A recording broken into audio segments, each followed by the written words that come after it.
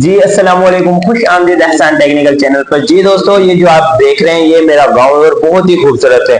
अब गांव गांव नहीं रहे, अब गांव शहर बन गए। पहले गांव कैसे होते थे? गांव उसे कहते थे जो तकरीबन के सिंगल घर होते थे, कच्चे मकान होते थे, उसे गांव कहते थे। लेकिन अब तो अल्हम्दुलिल्लाह तब तकरीबन सब लोगों ने डबल बना लिए हैं, डबल ट्रिपल, दो दो तीन तीन मंजिला बनाई हुई है घर। अब गांव गांव नहीं रहे, अब गांव शहर हो गए। ये मेरा गांव है, माशाल्लाह बहुत खूबसूरत है। मुझे अपना ये गांव बहुत ही खूबसूरत लगता है।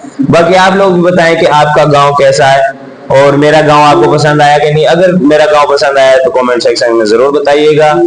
मुझे अपना गांव बहुत पसंद है और बहुत ही प्यारा है गांव के साथ का। और ये गांव का नाम, मेरे गांव का नाम है थे दयाल सिंह।